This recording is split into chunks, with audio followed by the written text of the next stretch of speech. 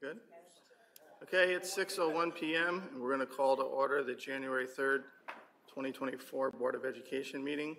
We'll silence our electronic devices and stand for the pledge. Pledge allegiance to the flag of the United States of America and to the republic for which it stands, one nation, under God, indivisible, with liberty and justice for all. Any additions, Sue, or deletions to the agenda? Nope, I only had the one update. 7.5 received her fingerprints cleared, so Okay. Thank you. I had a motion to accept the minutes of the December 13th, 2023 Board of Ed meeting. Ms. Molino? Ms. Burns? Sorry about that. All in favor? Passes. And then we don't have any hearings and petitions. Business considerations, I need a motion for one or all of the business considerations. Ms. Molino? Ms. Kennedy? Any discussion? I have a quick question and a comment. Sure. 611, the substitute pay rate, just for some clarification, the BOCES teacher line, it's 130 per day. Is that any teacher that's certified? So I retire, I'm a retired teacher, that's what I get paid to come here to, okay. Is that because we're locked in through BOCES for that? No, we can make any adjustments we'd like to that. Okay. I just see that as being low, and if I'm a retired teacher, I'm gonna go where the money is? If you go to the next Okay. lines down, Okay. retired teacher, I think they're 210. Yeah, but only Yeah. retired RCS teachers. I'm Yeah, the assuming you're retired coming from. RCS is 210. Right. I'm not a retired RCS teacher. When I retire, you know what I mean? So I just know that people have done this in other districts, like in Hayward Park where I'm at. I know people that are there that retired from Shaker to go there to teach, to sub. So I don't know how it has to happen, but I would be all in favor of having discussion at some point about raising that. And the other quick thing that I had, because I want to keep everything quick, I've had more than one person mention to me about applying for a substitute and not being able to afford the fingerprinting process, which is $100 if I'm correct. Is there anything that we or the state can do? I know it's kind of a gray area because they're not fingerprinted, but if we could somehow alleviate that cost, maybe that might attract more people that don't have to pay $100 to get their foot in the door. I think from the fingerprinting side of it, I can't speak from the district side of it, but from the fingerprinting side of it, I believe that part of that is an FBI fee. Right. And part of it is a New York State processing fee. That's what I And so I figured. think that our only option would be, and you can correct me if I'm wrong, the only option would be that the district would cover those costs because they have to be paid Okay, regardless. so that's great, thank you. And is that, there's another discussion point, if there's money that could be allocated, put aside for people that could maybe mention that, because that could also be something that might help us get more substitutes foot in the door. We try and keep an eye on the BOCES pay rate for all of those that use BOCES as the subservice call. Yeah. And you're right, incrementally, everybody's slowly, $5 and $10 going up. Ours was 90 and 95 not too long ago, and we've tried to stay competitive with that. We'll grab the pay rates again to see where we are. Okay. The other thing that we are considering going into next year is to try and create our own database of subs, which then we're just pulling people that we know want to come here, and we can contact them directly. Yep. So, but that BOCES, in all honesty, has not been very successful at getting subs. That's what I thought. They have the same issue as everybody else does right now. But it's a good question about pay, and I think the fingerprinting might be $125 right now. Sue, do you remember? $125. 125. 101. 101. Right. But I know what you're saying about So that. if we know, like, if we look at a number, how many people apply for subs, I'm sure most people pass the fingerprint test, but I mean, What happens is that we found in the past when we paid for them, yeah, then they left. then they left and they don't come, And now right. the district ate it. Right, and I didn't know if there could be somehow a stipulation, I don't know, just something. Yep, to- maybe a reimbursement instead, like, they. Right, but I think it's the initial, I didn't have the $101 to go there and do it. I have all the other paperwork filled out, but I'm waiting for that. It was sort of that, We also tried to work out that we would pay it from their first couple of paychecks. Right. And again, they left. before they got it, right. Is there a reason why it has to be done at the time of submitting the paperwork? Or could you submit the paperwork, have an interview, if there's an intent to hire, then they could get fingerprinted as the last thing, and if they, contingent upon that? So that way, at that point, that what you know we if do? they're That's what we serious. do. I think that's what we do. I think That's what we do? I think by Okay. law, that's the only I thing thought we you can meant you do. went in I don't and think we left can it. just Okay. No, fingerprint just that all. final step of being Gotcha. able to be a substitute and having money be a factor where, if Yeah. there's any way to leave. But if it hasn't worked in the past, maybe it's something we try again. I don't know if it's not worked it, but Okay. just something that's stuck. And what Sue's talking about is when there were a lot of subs, and it was still Right, happening right. to us. So, once we did it, once we pay for their fingerprinting, they're eligible to work anywhere in New York State. Right, right. Even if you just have them sign something that, hey, I'm gonna work here and pay it back. I don't know, just to get We have them. them leave their left shoe Right. until they've earned $101, and then they can have it back. Hold your That's how it identification, works in right. elementary school. Give me your shoe or your pencil, or we'll make it work. I owe you one a piece. Any other discussion? Yeah, we have one donation. We have grants, but Sabic Holiday, I think the donation was $2,000. Yep. I'd like to say thank you to that. So, all in favor? Aye. Okay, pass. On to 7.1, I need a motion to approve the personnel considerations. I motion to approve all personnel considerations. I'm sorry, I didn't hear you. I motion to approve them. Approve all? Yeah. Okay, Ms. Molino, second, Ms. Burns. Any questions? Discussion? All in favor? Aye. Carries. FMLA leave is informational, we are aware of that. Mike is not here, and I do not have any special reports, so we will move on to Dr. Belli. There are a couple of retirees on our personnel list, so, and it's easy to skip by them. We wanted to recognize Liz Campbell and Dihosh Mendy and thank them for their service to the district all these decades. One time. So before the break, we did, just a week before we left for break, we did our art contest, and we will be issuing the results of that this week. And there's a lot of bated breath around that. Yes. The concert season, the last Wednesday before the break was the last concert of the season, was our high school concert with the singing, culminating with the singing of the Alleluia Chorus. And I think there probably were at least 20 people from the community, some who obviously didn't even intend to sing, who came up and sang, which was great. Like the third request, they came out of the audience and sang with the group. But what an amazing event that is, and a great way to end such a busy concert season. And also, just before the break, we had our parent conferences, our two half days. And they were busy and successful as well. And as we're coming to January, and we'll have our next meeting before the end of January, but we are circling on the end of the first semester. We'll see the finals week at the last week in January, and then report cards coming out for the second quarter. And as part of new business, we're going to take a look at our hearings and petitions requests. We talked a little bit about trying to give our petitioners more detail about conditions for speaking, but we can talk about that in new business. Anything else? Okay, on to Ms. Wickler. I failed to mention last time, I'm going to do my very best to just put my topics on a slide and include it in the agendas. It's one of the great things about board docs is you can search. So when I was looking for information for a grant, it would be great to be able to go back and find some things that we talked about. So I'm going to try to do that. This is just a reminder, the Code of Conduct invites went out. Right now, there are board members who have said that they're going to join.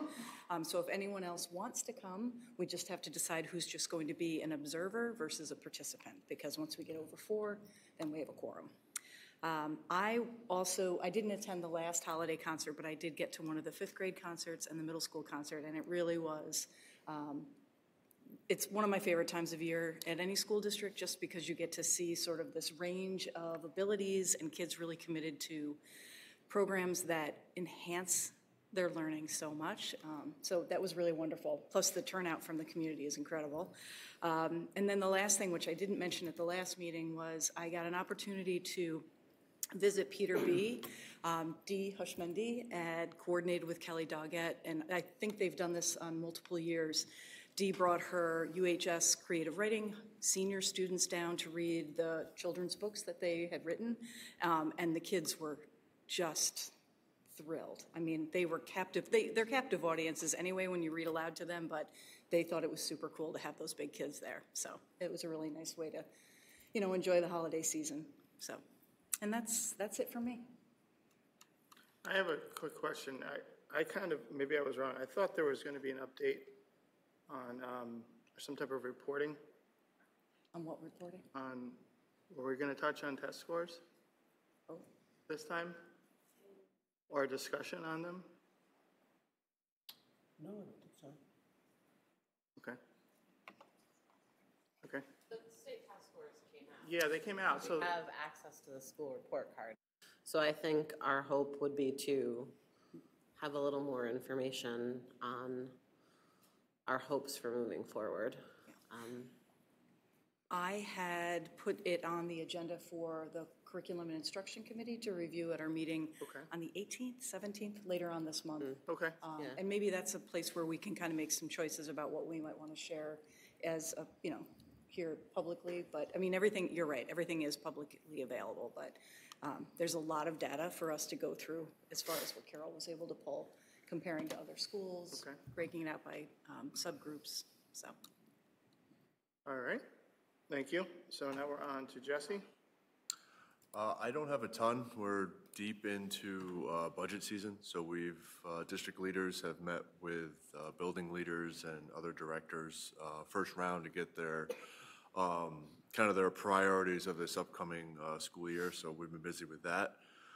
A couple updates with some of the capital projects that we're currently working on.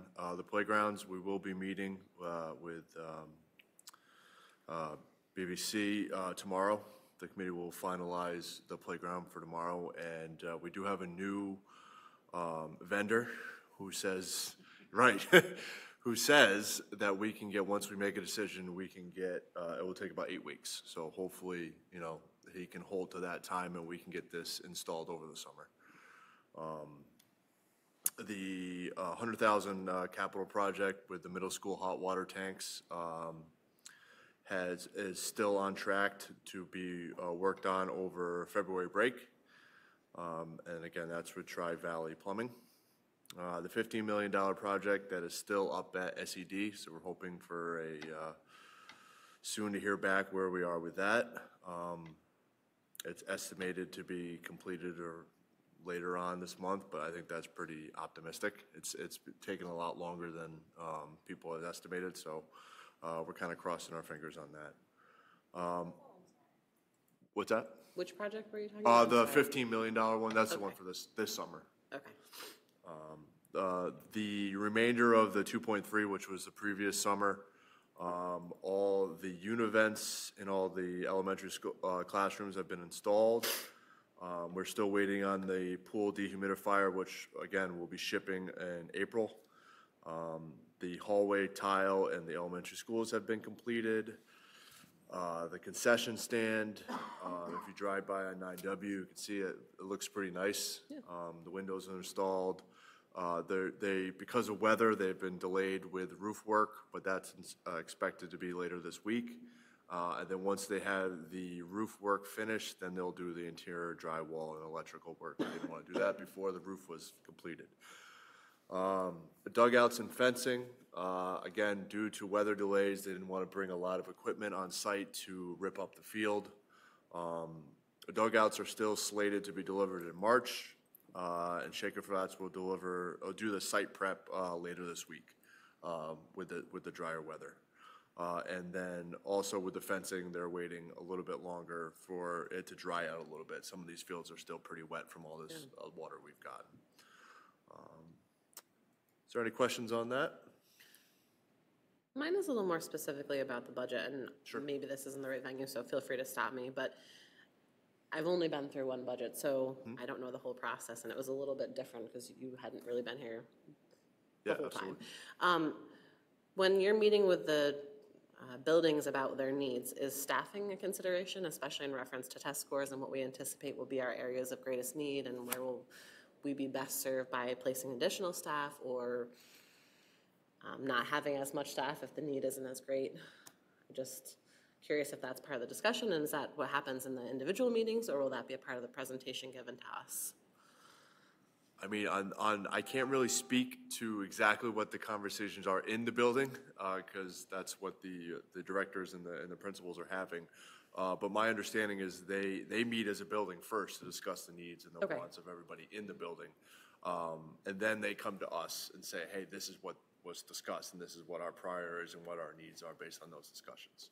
So when they're looking at not just the state test scores, but other scores, are they accounting for, and maybe this is more a question for Eugene, with what staff need to be put in place in order for those children to be successful? If we have a lot of children receiving reading support, do we need more reading teachers? If we have a lot of students in the special education population to inflate it, do we need more staff there?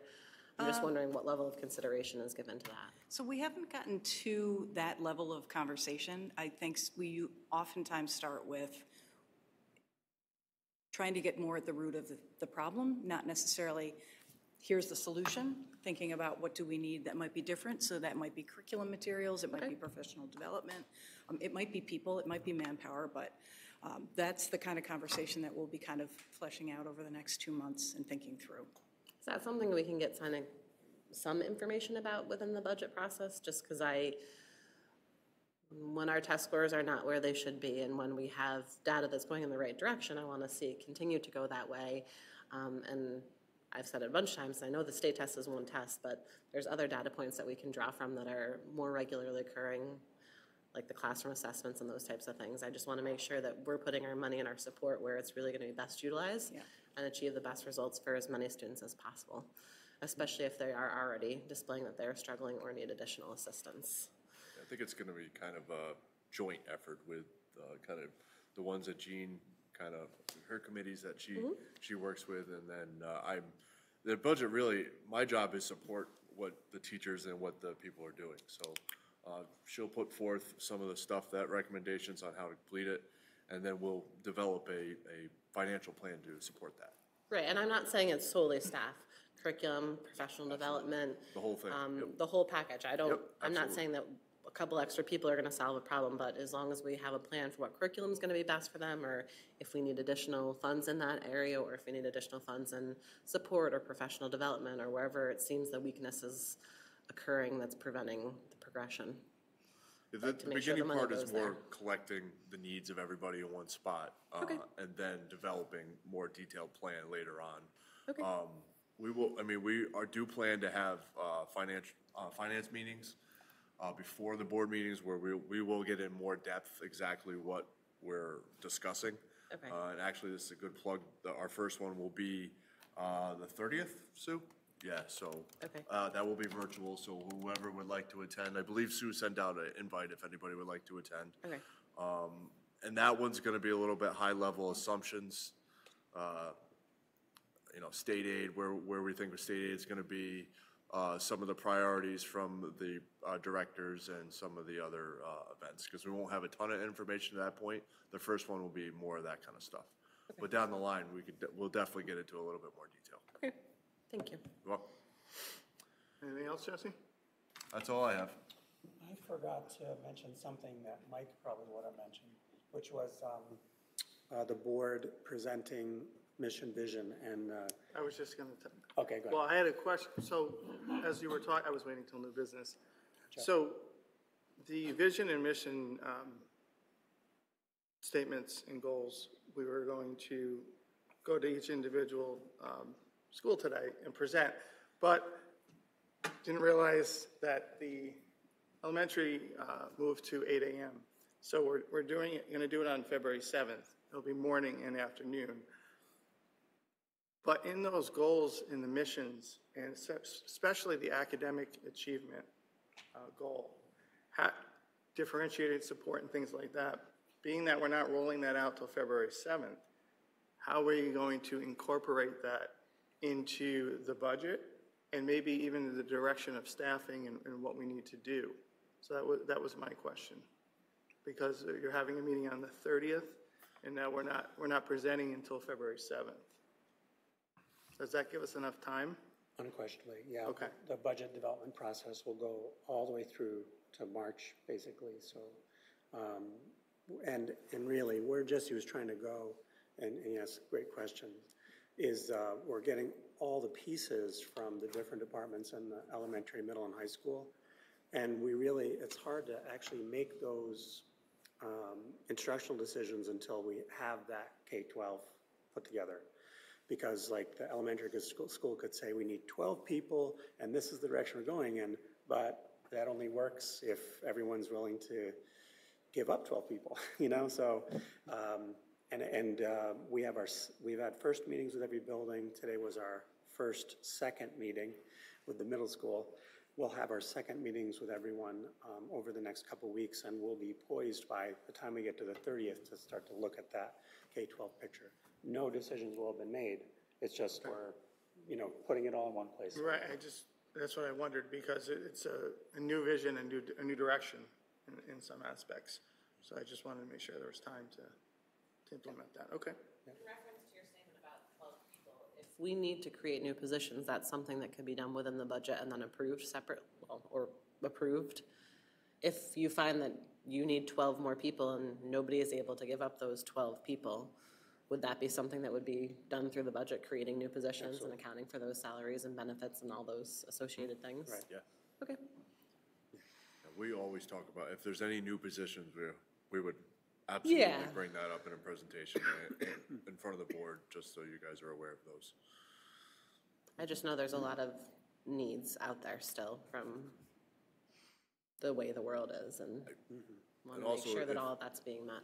If anybody has any topics that they'd like to discuss in a board meeting or in a finance committee, reach out, let me know. I'm more than happy to put some stuff together.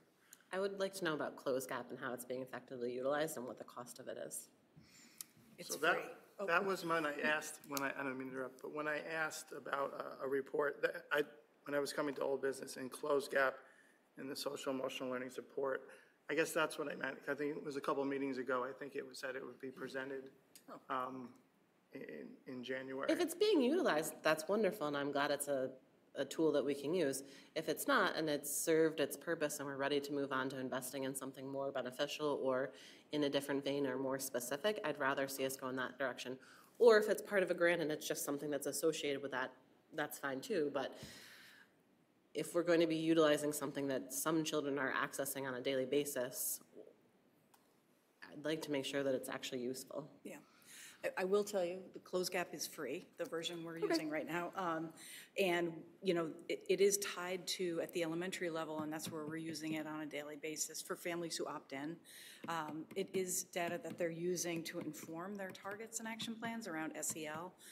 Specifically, how they're looking at it and what they're doing with it, that would probably be a question that we could direct right to the principals. Yeah, but I think maybe it's different, but it was like a barometer of how their emotional status is, and their emotional status, while I understand, I don't necessarily see how that correlates to positive and negative referrals in a generalistic manner. Yeah.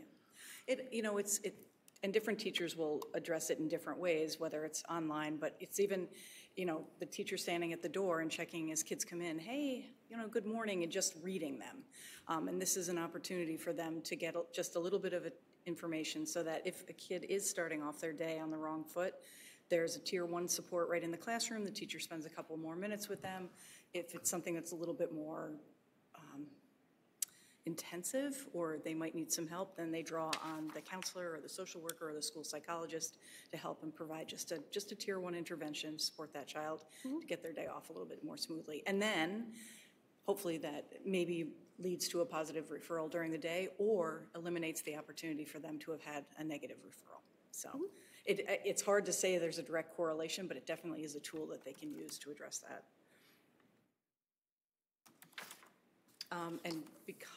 And so I'm working with the middle school and the high school now. FastBridge has a very brief benchmark. It's a 10-minute, I think it's 12 questions, 14 questions that students just respond to. How do you feel about school? Do you have an adult that you can talk to? Just to get some benchmark data for middle school and high school. We don't use FastBridge at the high school, but we can pull those questions and just create a Google form that we can take a look at that data. So we'd be looking for, in the future, to just doing those benchmarks fall, winter, spring.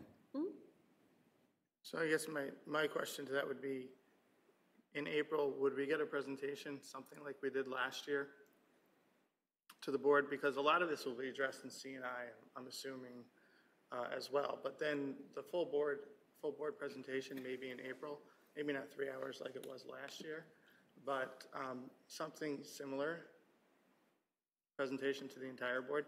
Because those C&I meetings, not everybody's able to meet them, to go to them during that time frame. And I think a lot of members may have some questions, and that information may not be presented. So is there any way to do sort of like a report like we did last year?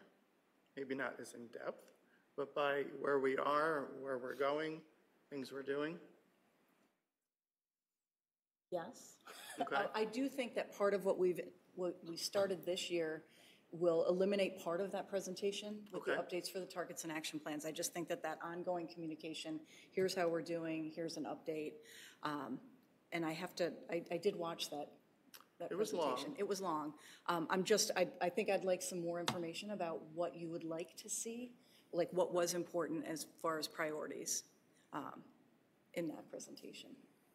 I can tell you right now for my own self, but.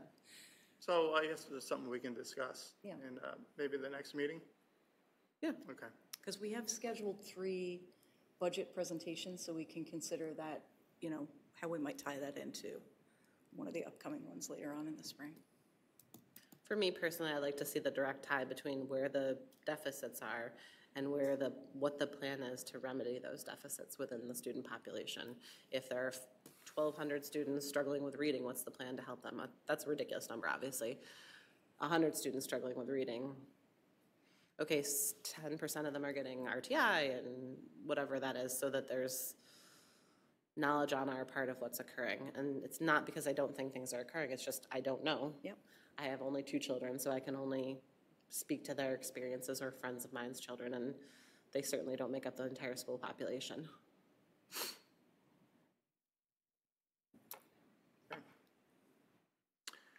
Also in new business, we had, everyone has in front of them some general language update to the hearings and petition request form that Brian had put together. I know we talked about it with council, but after reading over this, I have some concerns. I thought about it afterwards, and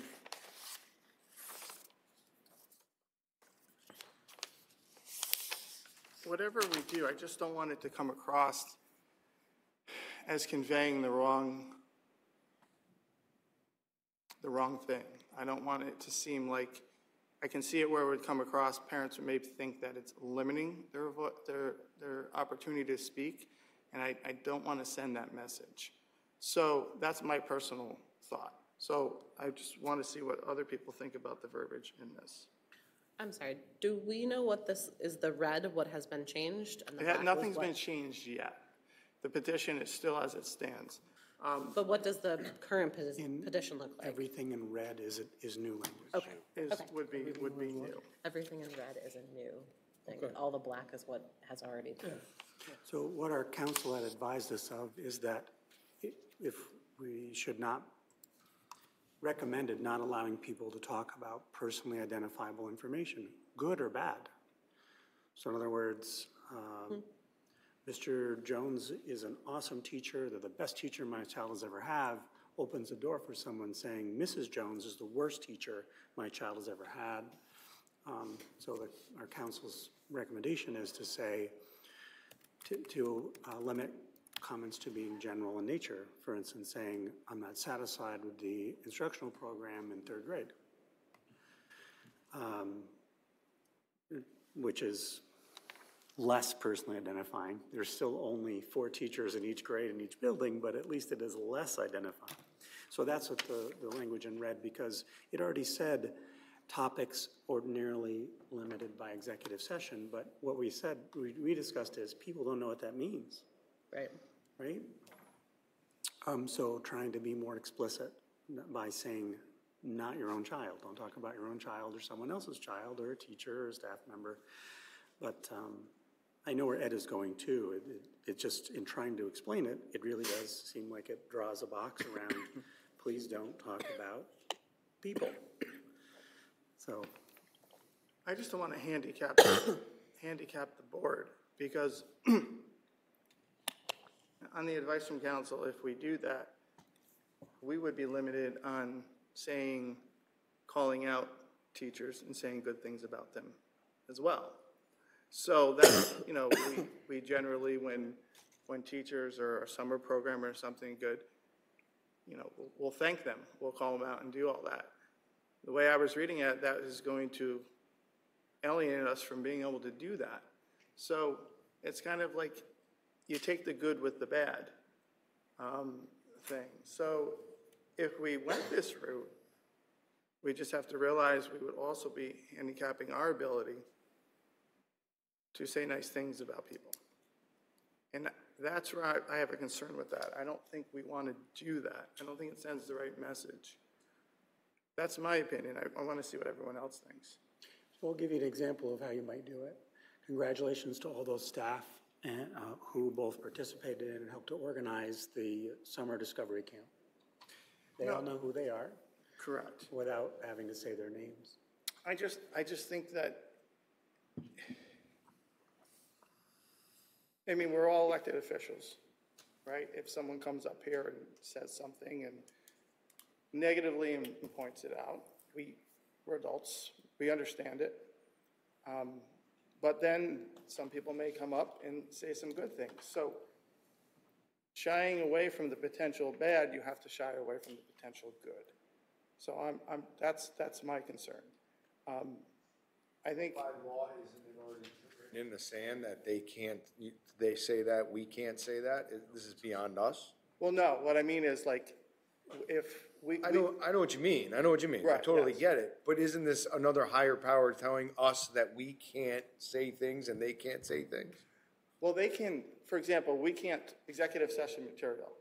We can't talk about anything identifying another child.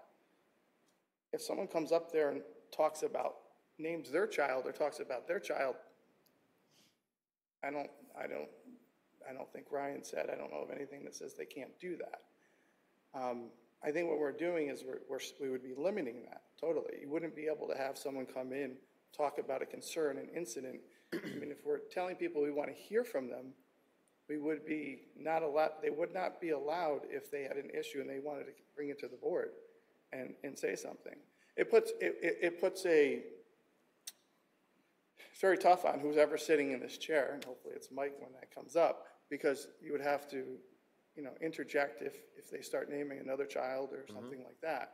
But it would not allow them to come up and talk about an experience that they had. They could, but if they wanted to name somebody specifically, so that's my concern. That's my take on it. I don't know what other people think. It maybe needs to be reworded a little, because I think you can still come up and say, I'd like to speak about my child, but you don't have to say their name. You don't have to, just Right. my child. Right. So I think it's just maybe wording this a little differently, correct? Because I can go up and say, right. my child had a great experience today in the whole 6th grade or something, We're not saying when they can't do that, am I correct? I'm looking at you. Well, you would be. No personally identifiable information. But this, You're identifying your child. Just, right? I think Ryan's, I mean, I've been on here 10 years, we've Ryan's let people say. forewarning is That's what I mean, that's why I think that we good, should. good can be good, but bad can be so, so very bad and harmful. Correct. That curbing the good is a worthy sacrifice, because opening the door and allowing people to just attack and be I think we could limit that language though, right? You could have someone speak out maybe in, Look at our audience. right. I mean, Well, that's what I'm saying. I don't really see a reason to change it. yeah. I guess is what I'm saying. Yes, there's I think we could tweak language here where someone wants to get up there and speak, and if it is negative, there would be construed restraints like, no swearing, appropriate language, and interjecting things like that. We haven't had many speakers. I guess that's my point. That I'm on the same line I as you. think in the past, presidents, vice presidents, stuff, we've had speakers that have said stuff, and we just stop them and say, we can't say names, you can please, refrain from doing that. We've done that I before. guess my question is, Can I ask, do we can I need ask to something change? here? Yes, This red stuff that's been added, yes. has that been looked at by council yet? Yeah, you missed that meeting. You missed that meeting. You missed that meeting. Yes, you Oh. missed that Yes. meeting. So this is his idea?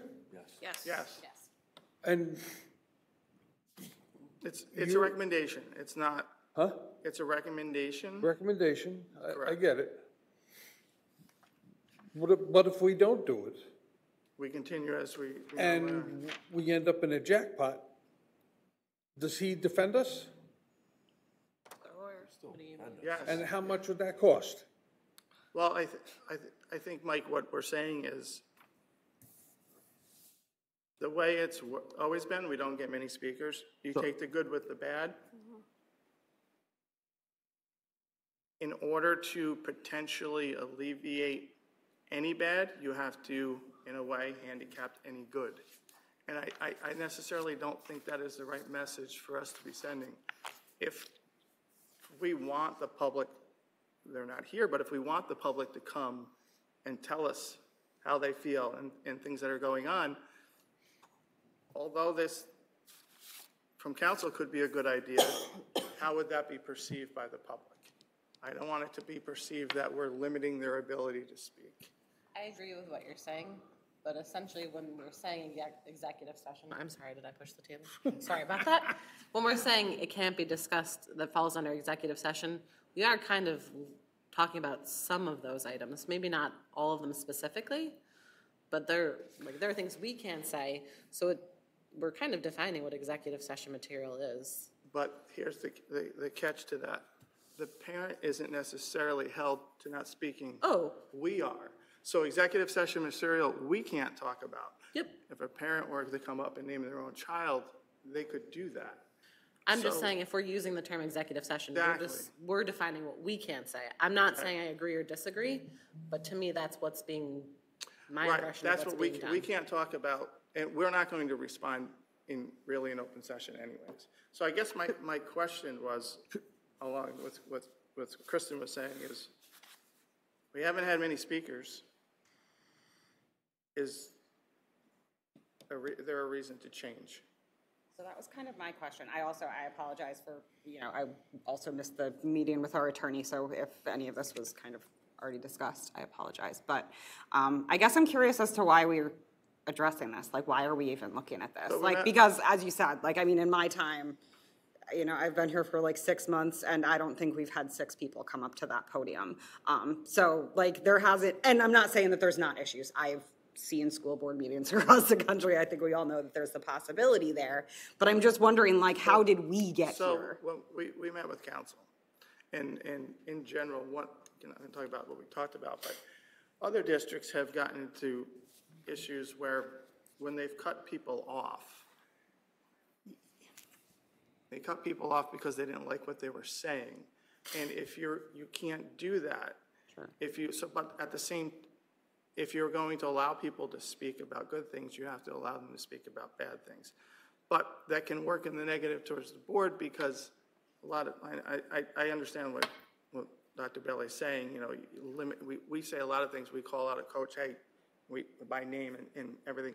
it would limit our ability to do that. We would have to be careful on how we worded things. So my only point in question was, does this really need to change? Why don't, sounds to me- just, let me throw something in here. There's been a lot of good points made around this table tonight about this. I don't know if Dr. Bailey could remember it, or all of them or not, but is there a way that you can speak to Ryan again about it, or is that I don't think it's a Ryan issue, to be honest with you, at this point. council's issue? We've spoken with council. This is, you weren't at that meeting, so let me just, I don't think it's a council issue at this point. It was just an advisement or a recommendation. It's up to us to talk about it, and it's up to us to decide. If we could, we have a policy committee meeting Monday, we could send it back to policy committee, a meeting, and talk about it further there and bring it back to the board next meeting if you want to do that. But I just wanted to get people's general thoughts. I agree with you, and I'm really torn because on the one hand, you do want to be able to call out the positive, and that's what I left thinking, like, we can never congratulate or praise somebody, and I think that is good and needed, and look at all the positive referrals and what that does for staff morale when somebody's being praised, you know, publicly. It's different. Is there a way that we can tweak the wording? And I know that we have to say good and bad, but if we put it in writing that positive things can be called out and negative should be considered in executive session and would be better posed in an email or something like that. Is there a way that we can change the wording on here to make it clear? Because you're right, we want people to come, but I've been one of those people in the past, and I know that if I am going to talk about something negative, I am going to send an email because it is personal, and I don't ever want to be saying that I'm attacking somebody. But I do want to call out people positively, and I think I totally get you. Is there a way that we can make the wording? I don't know that we need to change the wording. What if we just left it the way it was? Is there any harm in that? Well, the way it reads, honestly, the way it reads, no personally identifiable information. If you're reading just what it reads, you couldn't even tell us who you are, just by the words themselves.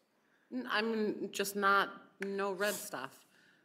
Anyone that's coming up to the podium isn't subjected to executive session rules. That's right, that's what I'm saying. So if we just left if we didn't change them, we left it the way it currently was, which would be with no red. Right.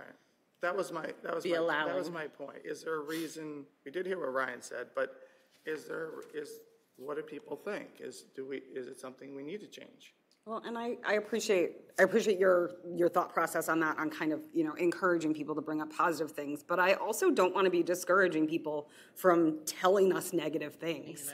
You know, I think that we have discussed a lot of how much we want to make sure that there is open communication and that we are allowing people to bring things to us. And I think that if we put anything in place that is suggesting discouraging that, whether that's our intention or not, you know, I mean, and to put language in there that says, you know, please don't bring up negative things, I think is going to. No, and I personally, like. Yeah, I know, but I think it could be misconstrued in that way, like telling people to just bring the positive things. Because honestly, a big part of our job is to address concerns. I don't want someone to come up and say, sorry, Ted, you're sitting there, but I don't want someone to come up and be like, Ted's the worst. Okay, I don't want anybody coming up to the podium and doing that. But if someone has concerns, I'm sorry, I'm picking on you, about 6th grade English, then I do want them to bring that up. I don't want there to be anything here that suggests that we don't want someone to bring something negative to that podium. I guess. Just leave it like it was, and Yeah. if somebody's saying Ted's name, then we say. So That was my point. Right, yeah. If it's negative, keep it general. If it's positive, you can say, hey, you know, Dr. Bailey's a great superintendent, you know? Sure. So I guess that was my point. Is there a need to change? And if not, I think we can change some of the wording around some of the parameters. So it's in writing so people know in regards to, you know, no foul language, really derogatory statements. You know, we don't know who watches these meetings. A student may watch it, you want to conduct yourself appropriately. So, I think we could keep what was there without the red, but add some verbiage in regards to, language that is appropriate and that can be used. Yeah, encouraging people to have appropriate So when people get up, decorum. if something like that does occur and they are stopped, they're aware of it, number one. So that. Constructive, the word constructive is. Well, right, and I just want, Way to but I just wanted to see what everyone thought. I mean, I know what I think, but, I mean, we're all here, so. Agree with you.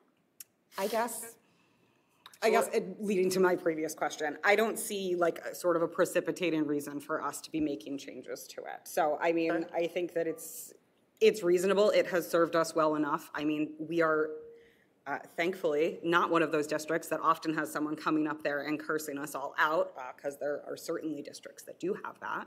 But we can set parameters around that. I'm saying that we could, people could still be able to speak, but we could change and change the verbiage in here and set parameters around appropriate language. I don't think that would cause an issue.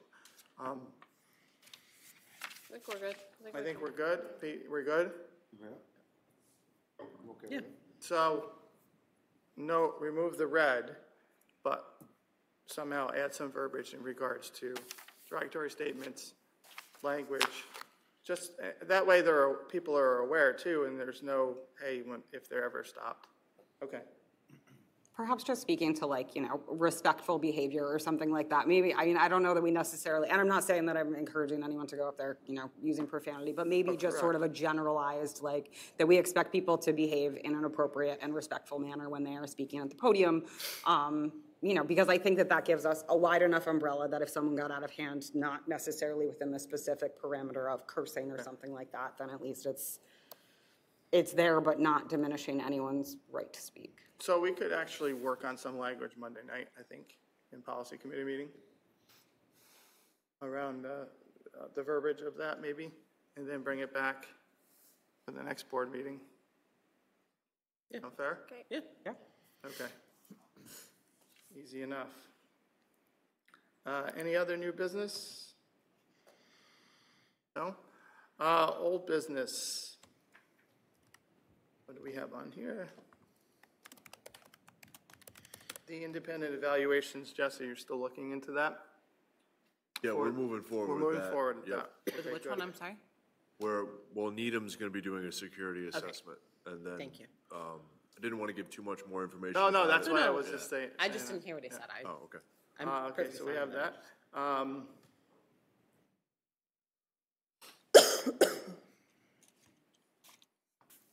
that. The code of conduct, part of this, the code of conduct committee meeting first meeting is Wednesday, 10th, at 3:45. I think, are you signed up, Kristen, for that one too?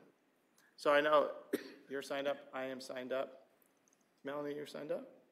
As long as she got everything, yeah. And I think, Mike, you're signed up too. Are you virtual or are you going to be there?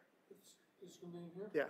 Yeah, I'll do it. Okay, and Mike is going to be watching it virtually, but he's not going to participate because we only have 4. He's just going to observe. We can only have 4 participate. Otherwise, we'd have a quorum. So Mike will be observing, but not participating in that meeting. Well, you know what? Since I'm new. Mike's going to be at work, so he just wants to observe. Right. So there's only 4 of us signed up right now. I get it, but I would defer to Michael as the president and. Yeah, so what I'm saying is he's going to be just watching virtually at work. Okay. So we'll be fine with that. So that'll be the first of 3 meetings. And then as far as the athletic code of conduct, I know we're going to be going through, I'm just looking at the old business. We're going to be going through the code of conduct. But is there it's on here for athletic code of conduct? Is there any way to go through that? Prior disciplinary measures? I am more comfortable keeping the 2 Separate? yes, because that's the fine. data that we have is around school-based referrals. Right. And I really That alone is going to take us, I think, 3 meetings to get through to make some determinations about what might need to be reflected in the code of conduct based on that. Okay, I could be wrong, but there's a lot there to unpack. okay. So we'll start with the one. Yeah. And then we can move to the other down the road if need be, okay. So I'm not able to attend those meetings in particular, but would it be possible to still share that data with the rest of the board members who aren't able to attend the specific code of conduct meetings? So that we're, okay, thank you. I think we can report back at the next meeting Perfect, thank you. on how it went. That's really it on old business. Anybody have anything else you want to talk about? Jenny? I'm just curious how transportation's going, because I gave a ride to a child the other day, and they said that the buses were pretty crowded. So I know it seemed like there was at least 1, maybe 2 people listed under transportation as coming on board, under the personnel. Are we hoping that that will alleviate some of the strain? And maybe it was just this child's route, I don't know Yeah, can you give me a little bit more information on what you're? They said that on their bus there were 3 routes and it was hard to find a seat.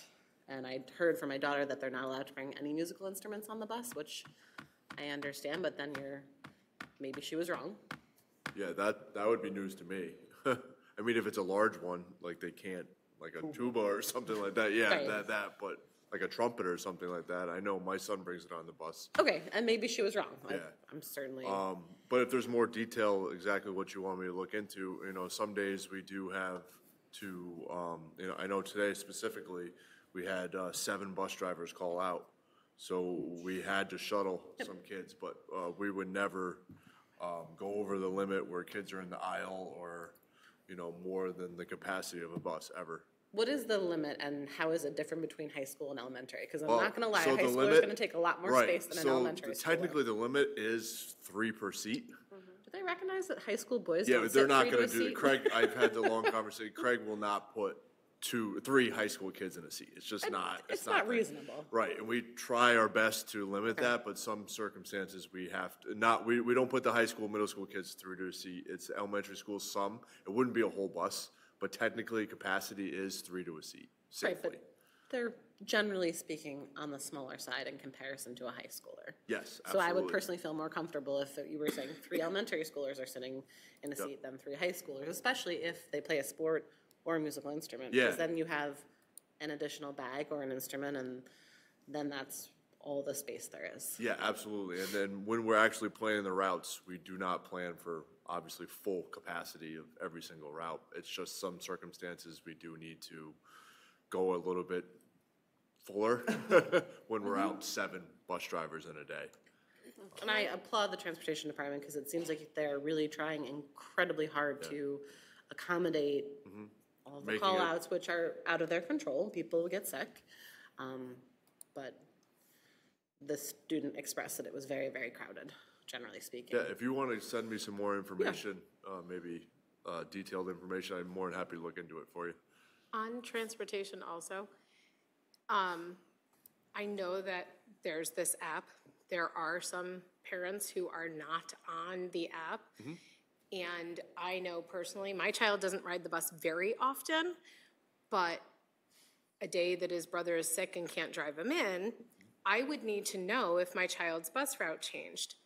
I got no notification that my bus route is now a totally different driver and arrives 20 minutes early. Thankfully, a neighbor told me. Yeah. And you don't have the app, I right? Because you don't use it very often. don't use it because it's, but The I apps knew aren't it, up to date either, so. no. What was that? The app's not up to date either. And I know that No. I'm for every single day, no matter So what I happens. know you were talking about last meeting, Jesse, they were looking into GPS service. How's that going? Yeah, we are actually moving forward to getting price quotes and moving forward with it. Because that would help, Yeah, absolutely. help a lot and alleviate maybe a lot of this, right? So, okay. Yeah, I mean, if you guys could give me more detail to like where this is happening exactly, because it is route by route, because some route people are really good, bus drivers are really good at it.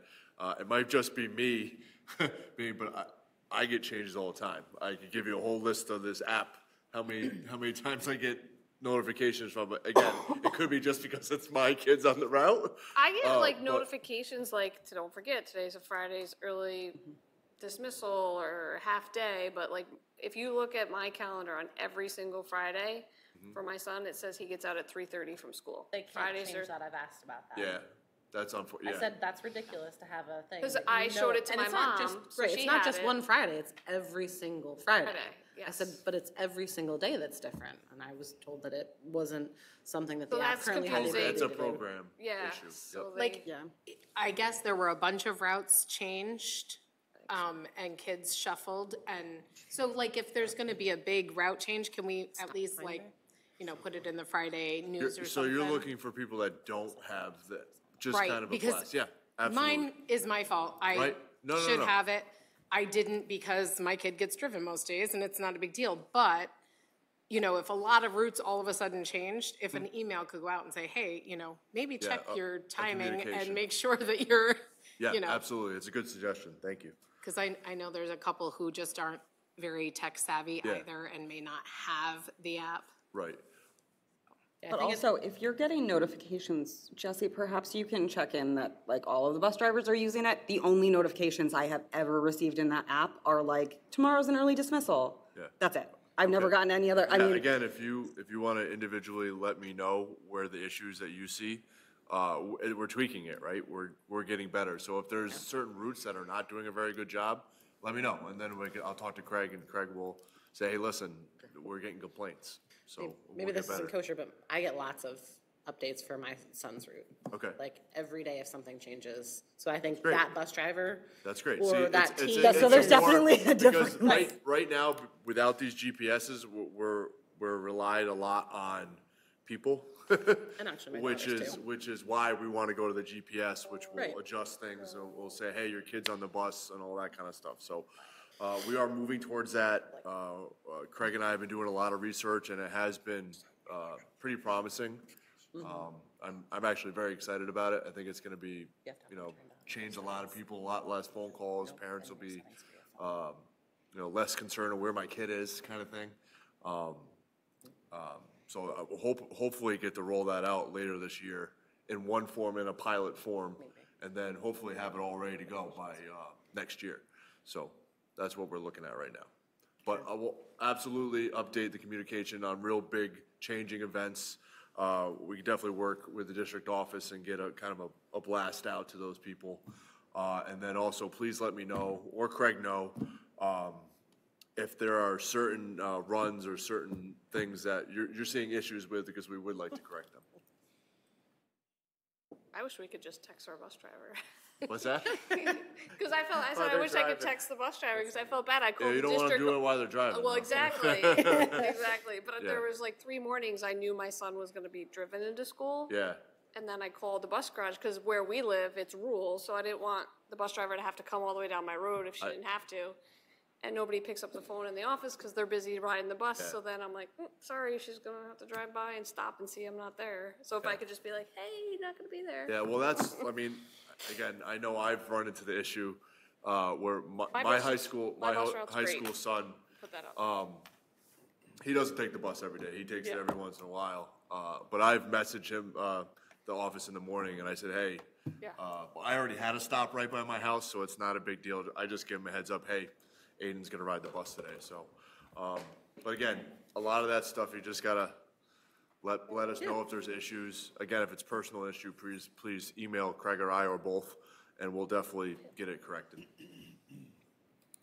And if anybody needs access to that app, That's why I didn't end up doing it. I can't. She can't even get it. It's I weird. can't get okay, it. reach out to Craig. He has, Okay. I can do it too, I think, but reach out to both of Okay, us. because that's, Craig's a it, master at as it. parents are, if somebody is trying to You know log what, in. maybe it's we late should there. do another, like, blast out to people. That Hey, would be if you wanna great. if you wanna add to the app, please, reach out to the Download the transportation app. department and we'll get you all set up. Okay, You may want to also just remind people to check their junk mail. I know when I first, like at the beginning of the year, I didn't think that I got one because it went straight to the junk folder. Okay. So people may want to also check that when that like notification to enroll comes through. Got it. else? We're good? All right, motion to adjourn? Motion to adjourn. Pete? Smolino, all in favor? Thank you. Adjourned. Can you